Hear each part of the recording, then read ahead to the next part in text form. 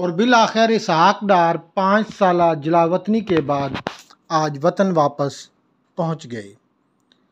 سیاست میں کوئی بھی چیز حرف آخر نہیں ہوتی، اور سیاست زور آزمائی یا کشتی کا نام نہیں ہے بلکہ حکمت عملی کا نام ہے۔ اور سیاست میں کامیابی کا راز یہ ہے کہ جو جس قدر اپنے اعصاب پر قابو رکھتا ہے اور اعصابی اور نفسیاتی طور پر مضبوط ہے، وہ سیاست میں کامیاب ہے۔ کاش یہ بات کوئی عمران خان صاحب کو سمجھائے کہ سیاست کوئی پہلوانی اکھاڑا نہیں ہے بلکہ حکمت عملی اور اپنا راستہ بنانے کا نام ہے۔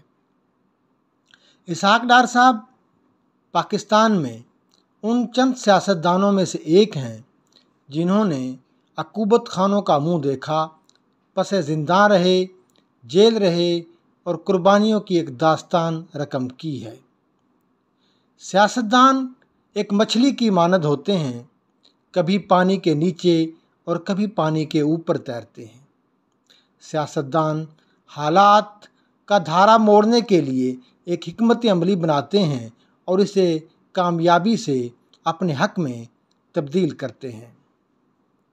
اسحاق ڈار بھی انہی لوگوں میں سے ایک ہیں۔ پاکستان میں اسحاق ڈار تقریباً 3 مرتبہ وزیر خزانہ رہے ہیں اور ہر مرتبہ انہوں نے کامیابی کے جھنڈے گاڑے ہیں۔ اسحاق ڈار صاحب بنیادی طور پر چارٹرڈ اکاؤنٹنٹ ہیں اور معیشت پر گہری گرفت رکھتے ہیں۔ پاکستان جب بھی بحران میں آیا، جب بھی اسے اقتصادی مسائل کا سامنا ہوا، تو اسحاق ڈار صاحب آگے آئے اور کامیابیاں سمیٹیں۔ اسحاق ڈار صاحب نواز شریف کے دیرینہ رفیق ہیں۔ کہا جاتا ہے کہ اسحاق ڈار صاحب نواز شریف صاحب کے ساتھ کچھ عرصہ پڑھتے بھی رہے ہیں۔ چارٹرڈ اکاؤنٹنسی کے بعد اسحاق ڈار صاحب لندن میں ایک ٹیکسٹائل گروپ سے وابستہ رہے اور اس کے بعد لیبیا میں ایک آڈیٹر جنرل کی حیثیت سے کام کرتے رہے۔ مختلف بینکوں کے اندر بھی انہوں نے کام کیا اور پاکستان میں 1980 کی دہائی میں واپسی پر نواز شریف کے ہم رکاب ہو گئے۔ اسحاق ڈار صاحب 2 مرتبہ نیشنل اسمبلی کے ممبر رہے اور تقریباً 3 مرتبہ سینٹ کے ممبر منتخب ہوئے۔ یہ 1997 کی بات ہے جب وہ منسٹری آف انڈسٹریز کے وزیر تھے اور اس کے بعد منسٹری آف کامرس میں بھی وزیر رہے، اور نواز شریف کے پہلے ٹینیور میں وہ بورڈ آف انویسٹمنٹ کے سربراہ بھی تھے۔ 1998 میں ایٹمی دھماکوں کے بعد پاکستان کو شدید مشکلات کا سامنا کرنا پڑا۔ پاکستان میں روپے کی قدر مسلسل گر رہی تھی اور پاکستان کو بین الاقوامی پابندیوں کا سامنا تھا۔ ان حالات میں اسحاق ڈار آگے بڑھے اور منسٹری آف فینانس کا چارج سنبھال لیا اور بہت ہی کم عرصے میں پاکستان کو مشکلات سے نکال لیا۔ 1999 میں مشرف کے ٹیک اوور کرنے کے بعد اسحاق ڈار 2 سال جیل میں رہے۔ جیل میں ان پر سختیاں کی گئیں اور تشدد کے ذریعے نواز شریف کے خلاف بیان دلوایا گیا۔ یہ بیان بعد میں سپریم کورٹ آف پاکستان میں کویش ہو گیا، کیونکہ سپریم کورٹ نے اپنے فیصلے میں کہا تھا کہ کسی سے اس قسم کا بیان لینا جب وہ زیر حراست ہو، خاص طور پر تشدد کے ذریعے بیان لینا اور خوف و ہراس کے سائے میں بیان لینا کوئی اہمیت نہیں رکھتا۔ 2008 میں جب جمہوریت بحال ہوئی، پاکستان پیپلز پارٹی کی حکومت قائم ہوئی، تو اس وقت نواز شریف بھی پیپلز پارٹی کی حکومت کے حلیف بن گئے۔ تو آصف علی زرداری صاحب نے یوسف رضا گیلانی کی کیبنٹ میں اسحاق ڈار کو وزیر خزانہ نامزد کیا، لیکن کچھ ہی عرصے بعد نواز شریف کے پیپلز پارٹی سے جوڈیشری کی بحالی پر اختلافات ہو گئے اور یوں اسحاق ڈار خزانے کی وزارت سے الگ ہو گئے۔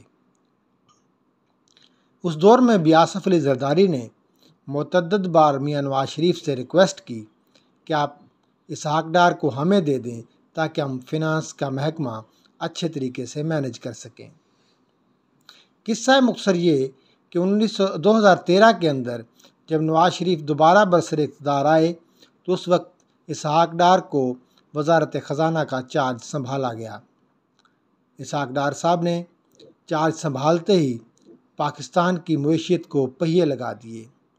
2008 سے 2013 کے دور میں جہاں لوڈ شیڈنگ اپنے عروج پر تھی، گیس کی لوڈ شیڈنگ اپنے دور کے بدترین مراحل سے گزر رہی تھی، پاکستان میں معاشی بحران شدید تھا، روپیہ روز بروز گر رہا تھا، بدترین مہنگائی تھی، ٹیکس کلیکشن میں خاص طور پر اضافہ نہیں ہو رہا تھا، اسی طریقے پاکستان کا تجارتی خسارہ بڑی تیزی سے بڑھ رہا تھا۔ اسحاق ڈار نے آگے بڑھتے ہوئے ان تمام مسائل کے آگے ایک پل باندھ دیا اور یوں معیشت ٹیک آف کر گئی۔ اسحاق ڈار کی کامیابیوں کا اعتراف بین الاقوامی سطح پر متعدد فورم پر کیا گیا۔ اسحاق ڈار کو ایشیا کا سب سے کامیاب ترین وزیر خزانہ قرار دیا گیا۔ اسحاق ڈار کو پاکستان کی ان زمانے میں 2013 سے 18 کے درمیان جو دنیا کی تیز ترین ابھرتی ہوئی معیشت میں شامل کرنے میں پاکستان کو 20 جو تیز ترین ترقی پذیر معیشتوں میں شمار ہونے لگا، یہ سب اسحاق ڈار کی بدولت تھا۔ اسحاق ڈار صاحب اس وقت تقریباً 18 سے زائد کمیٹیوں کے ممبر تھے اور تقریباً 18 گھنٹے کام کر رہے تھے۔ چونکہ نواز شریف کی اسٹیبلشمنٹ کے ساتھ کھٹ پٹ ہو گئی تھی اور اسحاق ڈار بالخصوص سی پیک کے حوالے سے کوئی کمپرومائز کے موڈ میں نہیں تھے اور اسی طریقے سے وہ فوجی بجٹ میں اضافے کے خلاف تھے۔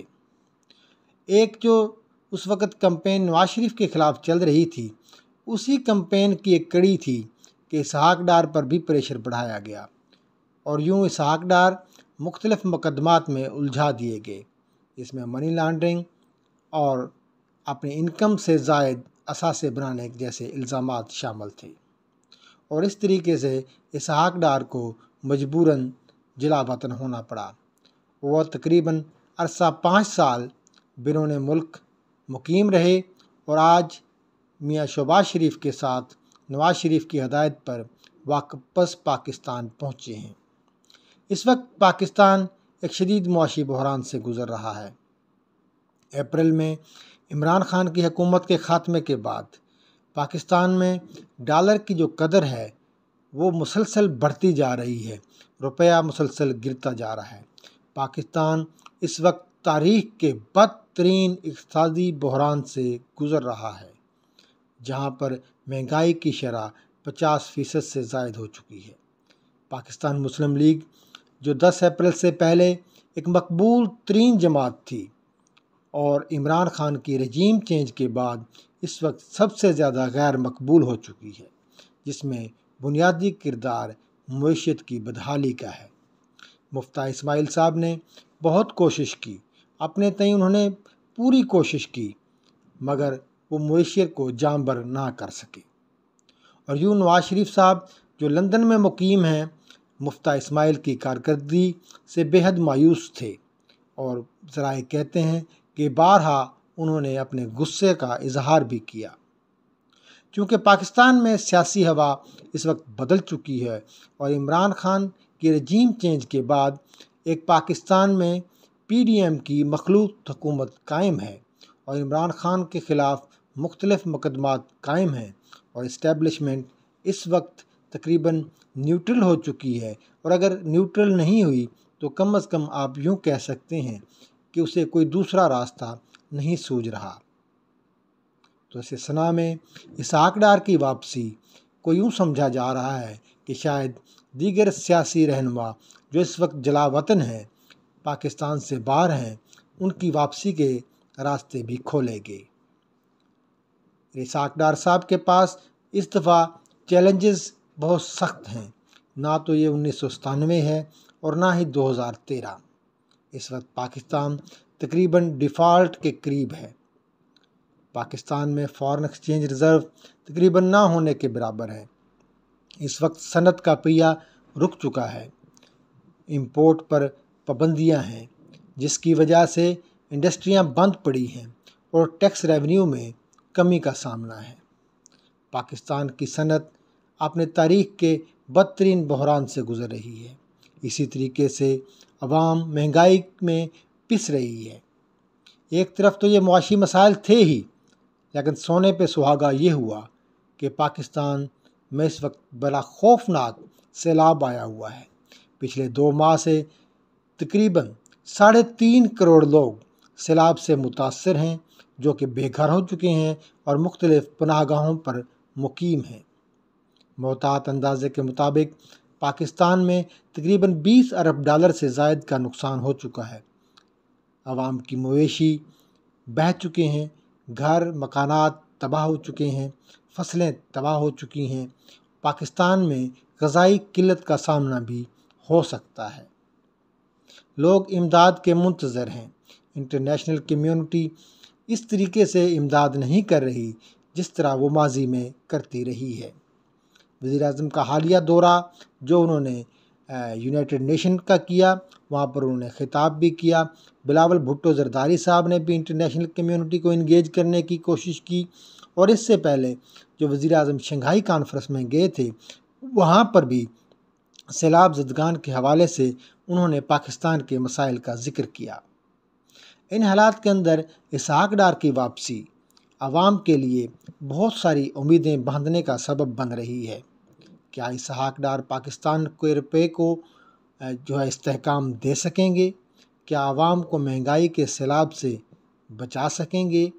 کیا پاکستان میں سیلاب زدہ عوام کی بحالی کے لیے ان کے پاس کوئی نسخہ ہے؟ یہ وہ سوالات ہیں جن کے جواب کی عوام منتظر ہے۔